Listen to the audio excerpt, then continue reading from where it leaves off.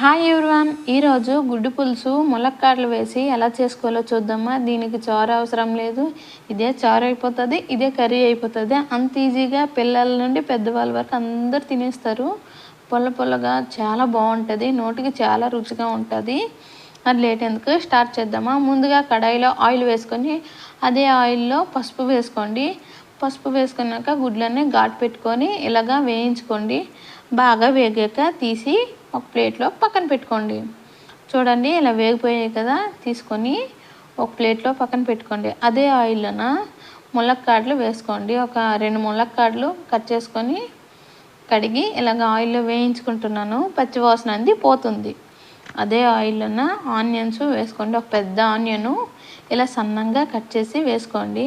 అదే ఆయిల్లో ginger garlic paste వేసుకొని కలుపుకోండి. కలుపుకున్నాక మనం టమాటా, ఒక పెద్ద సైజు టమాటా కట్ చేసి మిక్సీ కొట్టుకొని వేసుకోవాలి. ఒక టమాటా అయితే సరిపోతుంది, ఇందులోనే పులుపు యాడ్ చేస్తాం కాబట్టి ఒక టమాటా సరిపోతుంది.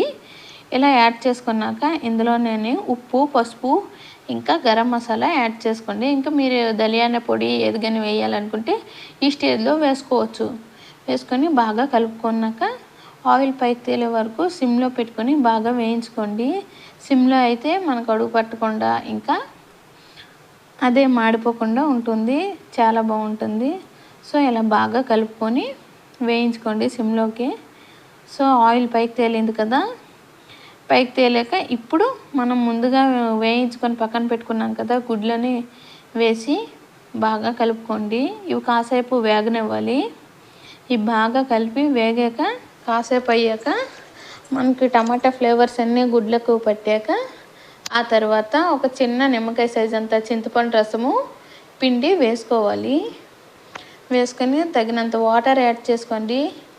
వాటర్ మీకు ఇష్టం వచ్చినట్టు వేసుకోవాలి, అంతే. ఎక్కువైనా యాడ్ చేసుకోవచ్చు, లేకపోతే మరీ ఎక్కువ పులుపు తినాలనిపించిన వాళ్ళు కొంచెం చిక్కగా వండుకోవచ్చు. సో నేను చిక్కగానే వండుతున్నాను. కొంచెం రసం ఉన్నా మనము ఈజీగా తినేయగలము, అంత బాగుంటుంది. సో వేసుకున్నాక బాగా మరగనించాలి, కలుపుకొని మూత పెట్టుకొని సిమ్లో మీడియం ఫ్లేమ్లో పెట్టుకొని బాగా కలుపుకోండి. సో ఆల్మోస్ట్ రెడీ అయిపోయినట్టు ఉంది కదా. ఈ స్టేజ్లో కారం యాడ్ చేసుకొని కొత్తిమీర యాడ్ చేసుకొని స్టవ్ ఆఫ్ చేసేయడమని. ఉప్పు సరి చేసుకోండి, సరిపోనట్టయితే ఈ స్టేజ్లో చెక్ చేసుకోండి. ఇంకా ఎగ్ కర్రీ నచ్చిందా లేదా కామెంట్ చేయండి, అలాగే లైక్ చేయండి, షేర్ చేయండి, అలాగే మా ఛానల్ని సబ్స్క్రైబ్ చేయండి. ఈరోజైతే ఎగ్ కర్రీ చాలా బాగా వచ్చింది, very tasty. Bye bye, like and subscribe. ఇంతవరకు చూసినందుకు ధన్యవాదాలు.